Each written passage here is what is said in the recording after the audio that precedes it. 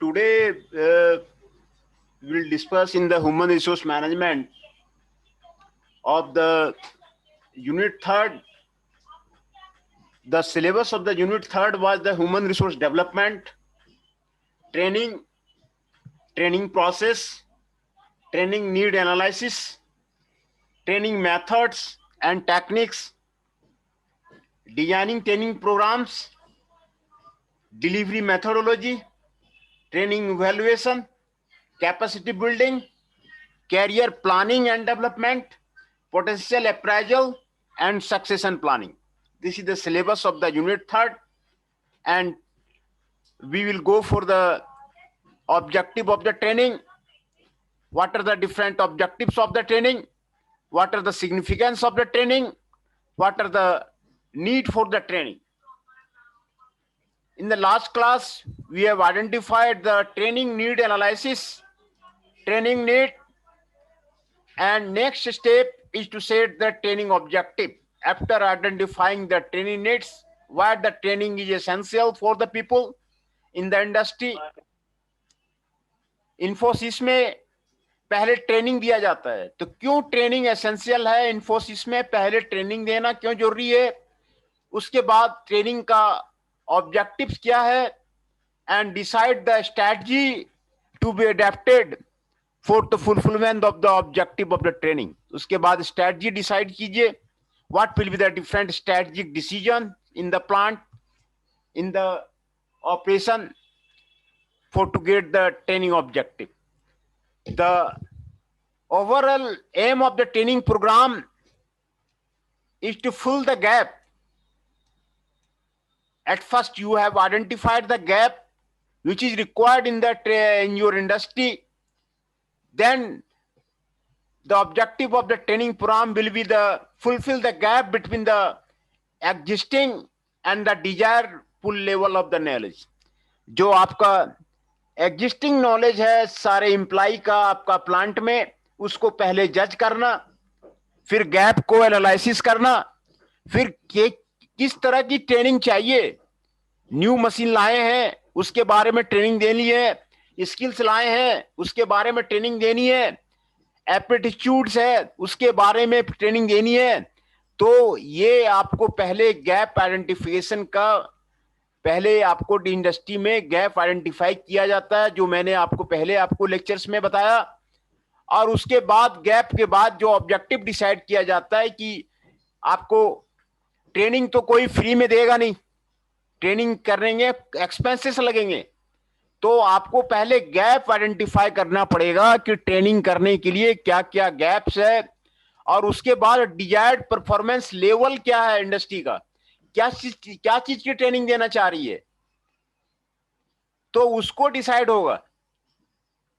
And definition of the training objectives in both quantitative and qualitative terms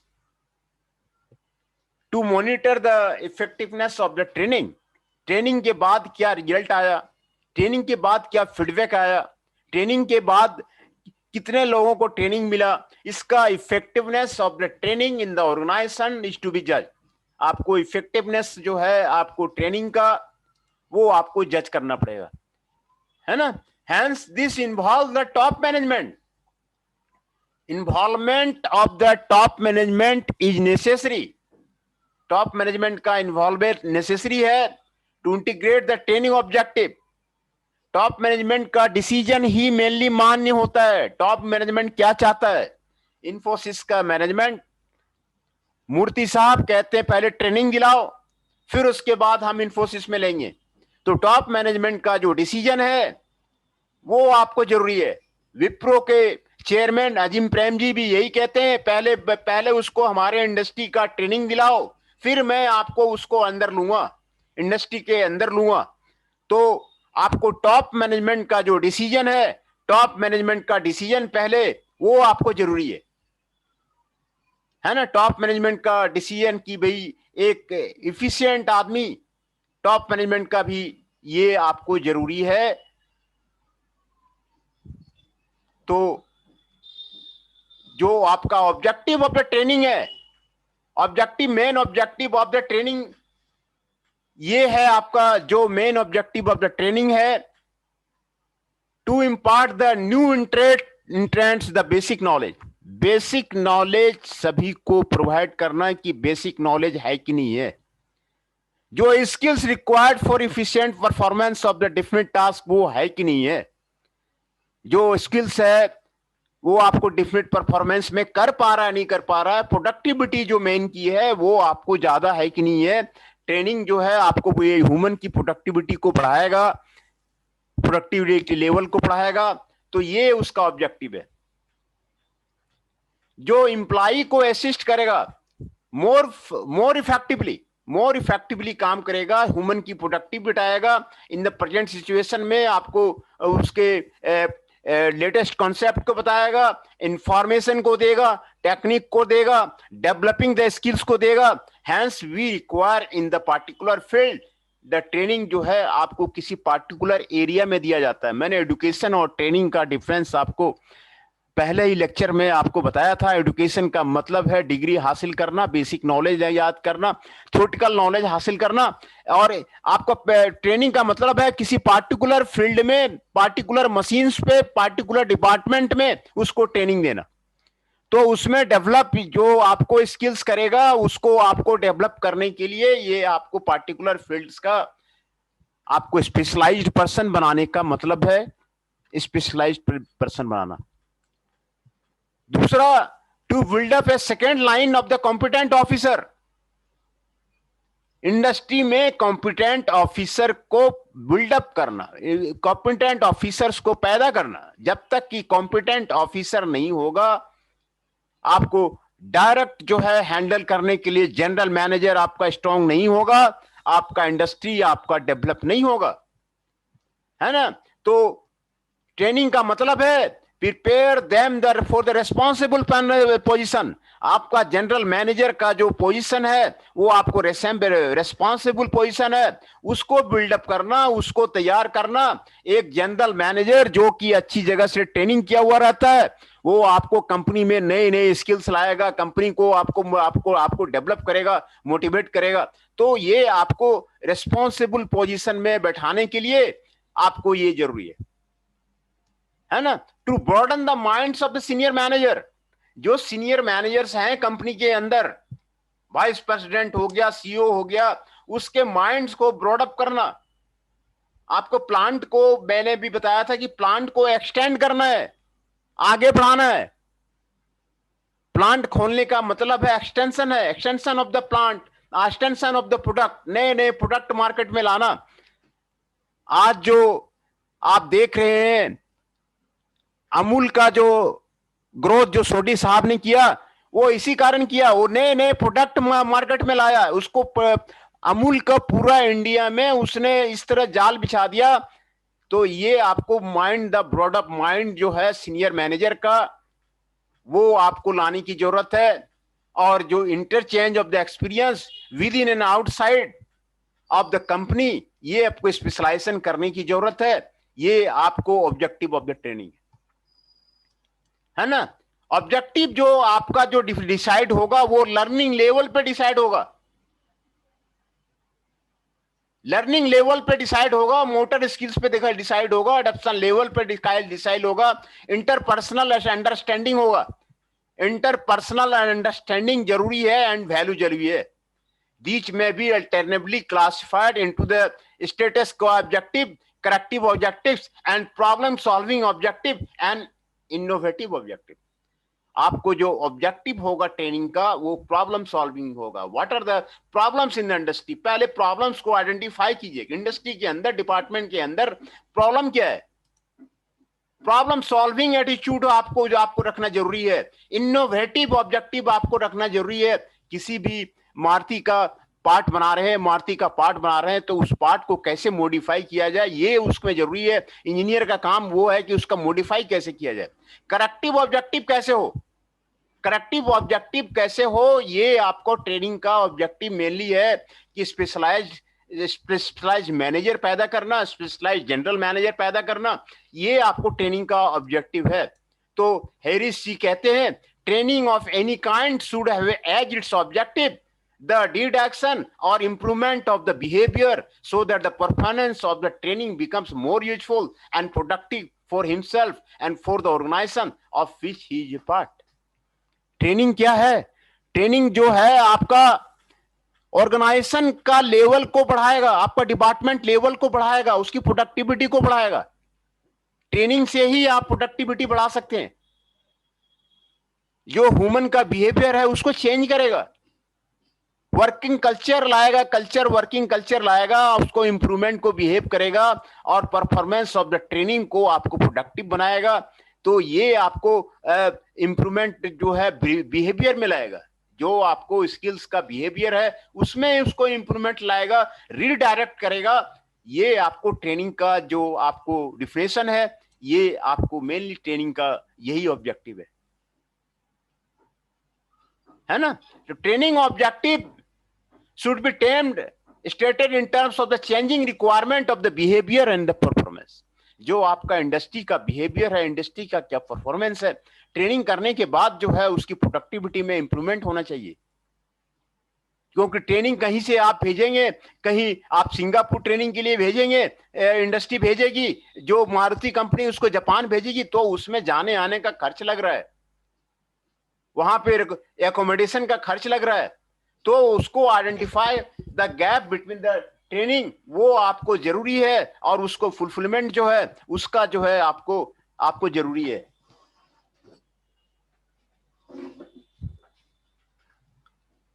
तो training का आपको यही objective है। We setting the training of the objectives, the following criteria should be used. ये criteria जो है आपको use किया जाएगा, क्राइटेरिया डिसाइड किया जाएगा कि किस लेवल का ट्रेनिंग आपको दिया जाएगा। Nature and size of the group to be trend.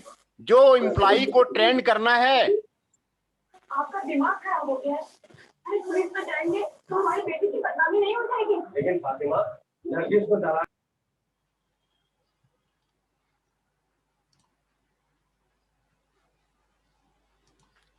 Nature and size of the group क्या है ट्रेंड करने का क्राइटेरिया, ये सारे क्राइटेरिया हैं ट्रेनिंग का जो आपको फिक्स करना है, ट्रेनिंग को डिसाइड करना है। साइज ऑफ द ग्रुप, जिसको ट्रेन करना है उसका साइज कितना बड़ा है, छोटा ग्रुप है, बड़ा ग्रुप है, मीडियम ग्रुप है, कितना बड़ा ग्रुप है उसको ट्रेन करना है। नेचर क्या है ट्रेनिंग का, वो आपको डिसाइड देना है। टारगेट ग्रुप का रोल क्या होगा वो आपको डिसाइड देना है, टास्क क्या होगा वो आपको डिसाइड देना है, और रिलीवेंस क्या होगा, अप्लीकेबिलिटी क्या होगा ट्रेनिंग का ऑन द वर्क सिचुएशन, वो आपको ट्रेनिंग देना है। आपको वर्क सिचुएशन की आपको जानकारी देनी है।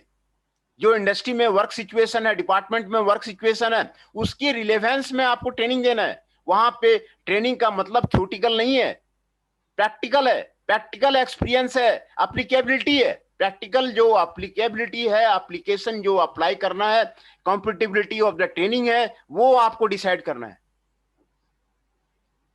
बिहेवियर को आइडेंटिफाई करना है, identify the behaviour of the people and change the behaviour of the people. आपको वर्किंग कल्चर में लाना है, तभी आपको ट्रेनिंग का मतलब है। जहां पर आपको चेंज की रिक्वायर्ड है आप उसको चेंज कीजिए, जहां पर चेंज की, जहां जहां चेंज का रिक्वायर्ड है वो आपको चेंज कीजिए। ये आइडेंटिफाई करना है बिहेवियर का, पीपी को पहले आइडेंटिफाई कीजिए, क्या उसका बिहेवियर है उसको आइडेंटिफाई कीजिए।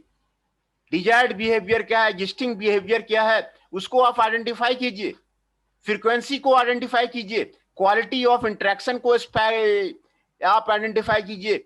जो इनोवेशन है उसको आइडेंटिफाई कीजिए कि इनोवेशन लेवल आपका इंडस्ट्री में कितना है। इंडियन एसएमई दिल्ली एनसीआर में जो है वो इनोवेशन के पीछे से वजह से ही पीछे रह रहे हैं, उनके पास अपना इनोवेशन नहीं है। वो कहते हैं हमें ड्राइंग दे दो, हमें समझा दो क्या करना है नहीं करना है, ये मशीनें पड़ी हुई है जी, हमारा वर्कर कर देगा। इनोवेशन नहीं है उनके पास, they are the follower, they are not the leader. तो इसी से उसमें दिक्कत आती है। सुपरविजन लेवल क्या है ये पहले आइडेंटिफाई कीजिए। तो these are the criteria for the training. Training का ये आपको क्राइटेरिया है। Operation result to be achieve through the training, जो ऑपरेशन लेवल है वो आपको ट्रेनिंग के द्वारा आपको अचीव होगा। एक अच्छा सुपरवाइजर, एक अच्छा मैनेजर जब तक कि ट्रेंड नहीं होगा तब तक जो है वो आपको इंडस्ट्री को सही ढंग से वो गाइड नहीं कर सकेगा, नहीं कर सकेगा, प्रोडक्टिविटी नहीं बढ़ा सकेगा, कॉस्ट नहीं बढ़ा सकेगा, डाउन टाइम जो है क्रिएटिविटी नहीं कर पाएगा, टर्नओवर नहीं कर पाएगा। तो प्रोडक्टिविटी बढ़ाने के लिए, प्रोडक्ट का कॉस्ट रिड्यूस करने के लिए, जो कॉस्ट है उसको रिड्यूस करने के लिए, डाउन टाइम को कम करने के लिए, क्रिएटिविटी करने के लिए, टर्नओवर को बढ़ाने के लिए, इसके लिए आपको ट्रेनिंग की जरूरत है। सभी को ट्रेनिंग की जरूरत है होती है। तो ऑब्जेक्टिव जो आपको सेट होगा इसीलिए इसी क्राइटेरिया पे आपको जो है आपको सेट हुआ। Indicators to be used in determining changes from existing to the desired level of terms of the ratio and frequency. Indicators decide होंगे आपको इसका आपको फिक्स करने के लिए। तो these are the objectives of the training. जो आपका ट्रेनिंग का ऑब्जेक्टिव है, यही आपका ऑब्जेक्टिव है कि आपको ट्रेनिंग होना कैसे। ऑब्जेक्टिव पहले आप डिसाइड कीजिए।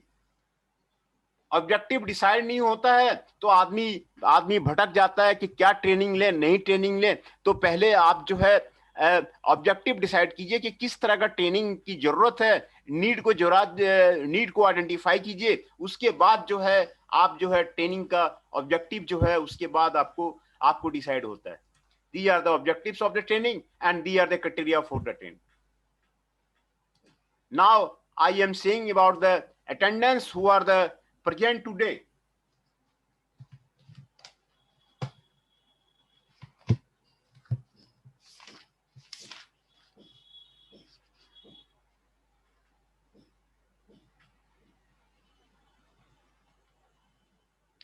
Faizan Hasmi 1111,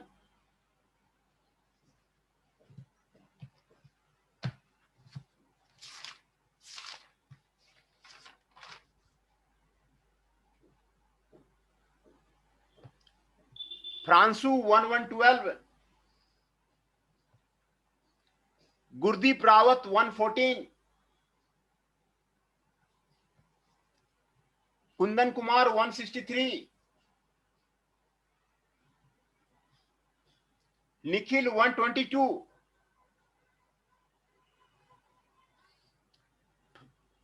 Himanshu 117, Pawan ji 127।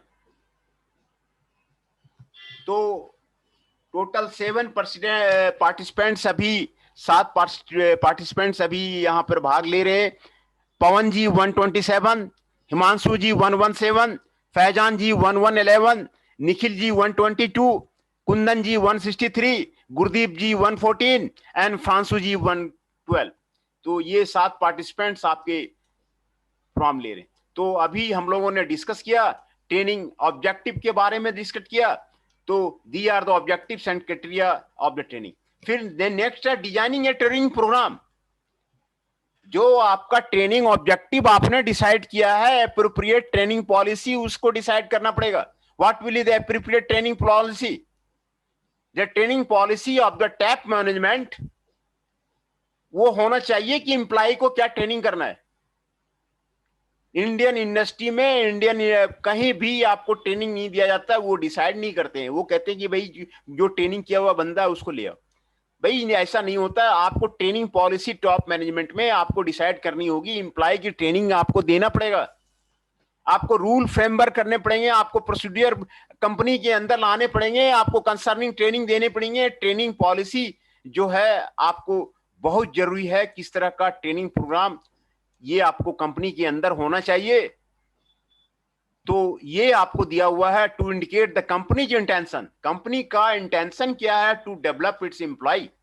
Employ को डेवलप करना चाहते हैं नहीं चाहते, कंपनी का इंटेंशन पहले जानना है कि भाई कंपनी जो टॉप मैनेजमेंट है वो ट्रेनिंग को एम्प्लॉय देना चाहती है, नहीं देना चाहती है, कितना देना चाहती है। To guide the design and implementation of the training programme. आपको डिजाइन और implementation of the training programme आपको पहले डिजाइन करना पड़ेगा। किस तरह की ट्रेनिंग करनी है, किस तरह की इंप्लीमेंटेशन करनी है, ये सारा आपको डिजाइन करना पड़ेगा। To identify the critical area.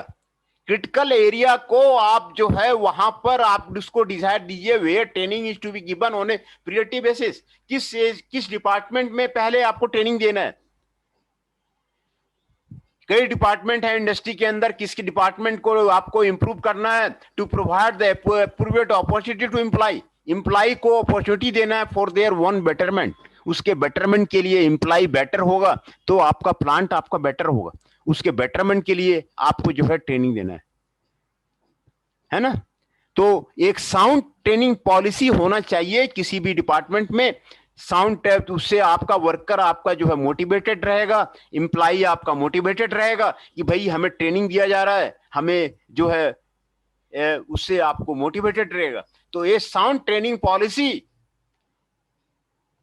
Defines the following, see the result expected to achieve the training, क्या रिजल्ट जो है एक्सपेक्टेड है ट्रेनिंग में। Sir good afternoon. Good morning sir. Good morning, good morning, good morning. Sir मेरी attendance लगा दो 167। हाँ 167 की लग गई है, अभी आपने एंटर किया है तो आपकी लग गई है ना। ठीक है सर, थैंक यू सर, वजह से ज्वाइन नहीं कर पा रहा था। हाँ नहीं ठीक है, वो लग गई है। Okay sir, thank you. The responsibility for the training function, जो एक ट्रेनिंग पॉलिसी होना चाहिए, साउंड ट्रेनिंग पॉलिसी का प्रियोरिटी क्या है, ट्रेनिंग का मतलब क्या है, टाइप ऑफ द ट्रेनिंग, किस तरह की ट्रेनिंग आप उसको देना चाह रहे हैं, time on place of the training आप पहले डिसाइड कीजिए कि आप सिंगापुर प्लांट में भेजेंगे कि आप जापान वाले प्लांट में भेजेंगे। हाँ प्लेस को हाँ बताइए। अटेंडेंस होगी क्या सर? हाँ अटेंडेंस एक बार ले लिया, शुभम जी बोल रहे हैं आपका लग गया। ठीक है सर। हाँ 2-3 आदमी नए ज्वाइन किए हैं, वो लग गया है, वो फिर से दोबारा मैं ले लूंगा। तो आप टाइम को डिसाइड कीजिए कि कब टाइम आपका कंपनी में कब ऑफ रहता है, कब जो है आपको, जब आपका प्रोडक्शन शेड्यूल नहीं रहता है तो आप जो है एम्प्लॉय को ट्रेनिंग के लिए भेज दीजिए। प्लेस आप डिसाइड कीजिए, where the training will be decided, in which plant your plant the training will be decided, ये आपको जरूरी है। Type of the training required, किस तरह की ट्रेनिंग जो है उसको आपको देना है। Priority of the training to be decided. The payments to be made to the employee during the training period. Employee को ट्रेनिंग पीरियड में पेमेंट्स देना जरूरी है, जो इंडियन कंपनी नहीं करती है, जो इंडियन कंपनी, इंडियन एसएमई वो आपको नहीं करती है। The outside agency to be associated with the training, training के लिए आउटसाइड एजेंसी को वो उसको जो है एसोसिएट करना चाहिए। Relationship of the training of the company labour policy, है ना, जो आपको रिलेशनशिप है वो कंपनी का लेबर पॉलिसी जो है वो आपको बढ़ाता है। तो hence the training objectives and policy must to be decided, a rule should be must to be framework, है ना, a training programme must to be designed and decisions on the training policy must to be conducted. Training के बिना वो संभव नहीं है, efficiency नहीं बढ़ेगी। एक्सेलेंट ट्रेनिंग आपको मशीनरी पे जरूरी है, उसके बिना आपको हो ही नहीं सकता, आपको इफिशिएंसी बढ़ ही नहीं सकती। तो ये आपको देता है। तो decision of the following items are required for this purpose. Responsibility for training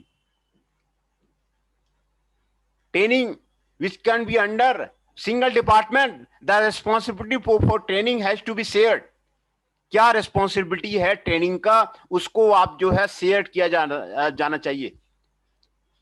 the top management should frame और authorise the basic training policy. Basic training policy को आपको टॉप मैनेजमेंट जो है वो आपको डिसाइड करे, उसका रिव्यू करे, उसको अप्रूव करे, उसको ट्रेनिंग प्लान्स बनाए, उसका ट्रेनिंग प्रोग्राम बनाए and approve the training budget. Training budget है कि नहीं है, ट्रेनिंग बजट आपको डिसाइड करना होगा। एचआरडी मिनिस्ट्री भी यही करती है, वो आपको पहले जो है ट्रेनिंग करने के लिए वो आपको बजट डिसाइड करती है। तो बजट जो है, हाँ बताइए। अटेंडेंस होगी सर मेरी? कितना रोल नंबर है आपका? 23। 123। हाँ हो गया, 123 हो गया।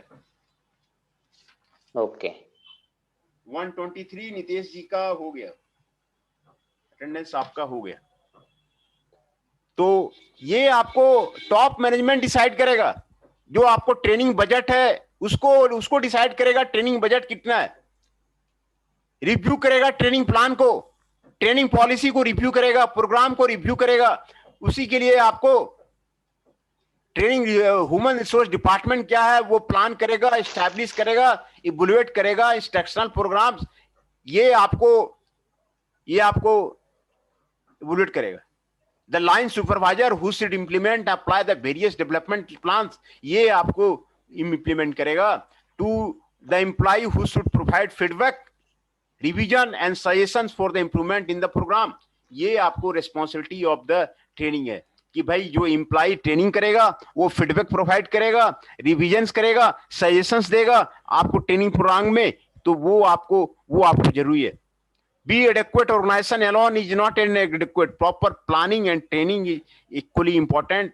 This is the responsibility of the training. This is the responsibility of the training. Then motivating the target group. जो न्यू एम्प्लॉई है उसका ट्रेनिंग अलग होगा, जो ओल्ड एम्प्लॉई है उसका ट्रेनिंग अलग होगा, जो अनस्किल्ड एम्प्लॉई है उसका ट्रेनिंग अलग होगा, जो सेमी स्किल्ड वर्कर्स हैं उसका ट्रेनिंग अलग होगा, सुपरवाइजर्स की ट्रेनिंग अलग होती है, एग्जीक्यूटिव्स की ट्रेनिंग अलग होती है। ये लेवल अलग अलग है। Who is to be trained, किसको ट्रेनिंग करना है। न्यू एम्प्लॉई है उसकी जो है ट्रेनिंग अलग होगी, ओल्ड एम्प्लॉई है उसकी ट्रेनिंग अलग होगी, अनस्किल्ड लेबर है उसकी ट्रेनिंग अलग होगी, सेमी स्किल्ड वर्कर है उसकी ट्रेनिंग अलग होगी, सुपरवाइजर्स है उसकी ट्रेनिंग अलग होगी, एग्जीक्यूटिव्स है उसकी ट्रेनिंग होगी। The type and methods to be used will depend upon the type of person to be trained. जो पर्सन टू बी ट्रेंड है उसके किस तरह का पर्सन है उस पर डिसाइड करेगा, है ना। It is necessary to create a desire for learning. Desire for learning वो आपको जरूरी है। The employ will be interested in training if they believe that it will benefit them personally. उसको पर्सनली आपको बेनिफिट करता है। Training will exchange their behaviour. Training जो है आपको बिहेवियर एक्सचेंज करेगा। बिहेवियर में एम्प्लॉय बिहेवियर में एक well trained well experienced person आपको उसका बिहेवियर आपका जो है आप उसको चेंज करेगा। Better ways of performing and gain experience in the new pattern of the behaviour. A climate conductive to learning can be also created through physical and psychological environment. Physical और psychological environment ये आपको जरूरी है। Physically an appropriate location, adequate space, proper lighting, ventilation, adequate furniture and audio visual aids are necessary. Psychological environment consists of the involvement and participation, freedom of the social interaction, open communication, friendly and helpful trainer, provision for measuring learners progress. ये आपको जो target group है वो पहले आपको decide करना पड़ेगा कि किस तरह का जो है टारगेट ग्रुप है, किस तरह का जो आपका गुरु एम्प्लॉय को जो है आपको ट्रेनिंग दिया जा रहा है, ये आपको डिसाइड करना पड़ेगा। आपको ओपन कम्युनिकेशन है, सोशल इंटरेक्शन है, पार्टिसिपेशन है, फ्रेंडली एंड हेल्पफुल ट्रेनर्स है, मेजरिंग लर्नर्स प्रोग्राम है, साइकोलॉजिकल इन्वायरमेंट है। ये सारे आपको डिसाइड करने पड़ेंगे कि आपको करना क्या है। न्यू एम्प्लॉय है उसका ट्रेनिंग अलग है, ओल्ड एम्प्लॉय है उसका ट्रेनिंग अलग है, अनस्किल्ड है उसका ट्रेनिंग अलग है, सेमी स्किल्ड है उसका ट्रेनिंग अलग है, सुपरवाइजर है उसका अलग है, एग्जीक्यूटिव्स है उसका अलग है। तो ये आपको डिसाइड करना पड़ेगा। प्रिपेयरिंग द ट्रेनर्स, पहले ट्रेनर्स को आपको डिसाइड करना पड़ेगा। ये आपको इंस्ट्रक्टर को आपको डिसाइड करना पड़ेगा। ऑन रिसोर्स पर्सन को वो डिसाइड करना पड़ेगा कि who are the resource person, वो ट्रेनिंग कौन देगा, इंस्ट्रक्टर कौन होगा, who will be instructor. The success of a training programme depends largely on the instructors. Resource person पे डिसाइड करता है, इंस्ट्रक्टर पे डिसाइड करता है। The trainer must know both about the job to be taught, क्या taught करना है, how to teach it, ये आपको जानना है। He should be in aptitude for teaching and should be employ the right training technique. ये right training technique ये आपको जरूरी है। तो ये आपको ट्रेनर्स को आपको डिसाइड करना पड़ेगा, इंस्ट्रक्टर को डिसाइड करना पड़ेगा, है ना। Must know about the taught and how to teach it, how to be taught, how to teach it, ये आपको डिसाइड करना पड़ेगा. He should have aptitude for teaching and should imply the right training technique. Right training technique ये आपको जरूरी है. तो ये सारी चीजें रेस्पॉन्सिबिलिटी ऑफ द ट्रेनिंग ये क्या है? Responsibility of the training, top management को आपको फ्रेमवर्क करना पड़ेगा, एप्रोप्रिएट ट्रेनिंग बजट रखना पड़ेगा, ट्रेनिंग प्लान्स रखना पड़ेगा, ट्रेनिंग प्रोग्राम्स रखना पड़ेगा, रिव्यू करना पड़ेगा, अप्रूव करना पड़ेगा ट्रेनिंग प्लान, वो आपको अप्रूव करना पड़ेगा. The Human Resource Department should plan, establish and evaluate instructional program. Instructional program को वो आपको evaluate करेगा. The line supervisor who should implement and apply the various development plans. ये आपको various plans आपको बताएगा. The employees should provide the feedback, revision and suggestions for improvement in the training program. Employee who should provide the feedback, revision and suggestion for improvement in the training program, ये आपको जो है बताएगा. तो ये आपको responsibility of the training हो गई. एक ट्रेनिंग पॉलिसी के लिए क्या क्या इशू होते हैं ये यहाँ पर आपको बताया गया है ना. Result expected to be achieve through training, responsibility of the training function will be there, priority of the training will be there, type of the training required will be there, time and place of the training. ये आपको main important है कि किस time आप training के लिए भेजेंगे और कौन सा जगह पे भेजेंगे, प्लेस क्या होगा ट्रेनिंग का, कौन से प्लांट में आप उसको ट्रेनिंग के लिए भेजेंगे, वो प्लांट कैसा काम कर रहा है, उस पे जो है आपका द ट्रेनिंग के लिए आउटसाइड एजेंसी को एसोसिएट करना चाहिए. तो ये आपको कंपनी की लेबर पॉलिसी ये आपको जरूरी होगा. जो कंपनी का इंटेंशन होना चाहिए डेवलप करना एम्प्लॉय को, design and implementation of the training programme ये आपको होना चाहिए. To identify the critical area where training is to be given on the priority basis, to provide the appropriate opportunity to employ for their own betterment. Own betterment के लिए आपको opportunity और आपको provide करना चाहिए, है ना. तो ये आपको डिजाइनिंग या ट्रेनिंग प्रोग्राम किस तरह का ट्रेनिंग प्रोग्राम होगा उसमें ये सारी चीजें आपको डिसाइड करना जरूरी है. आपको सर बस सर अब रहने दो सर, अब ज्यादा मत पढ़ाओ, अभी अगली क्लास भी है सर आपकी. अच्छा ठीक है सर ज्यादा पढ़ेंगे तो भूल जाएंगे ना. ठीक है फिर एंड कर देते हैं फिर. ठीक है सर एंड कर दो. Okay thank you sir.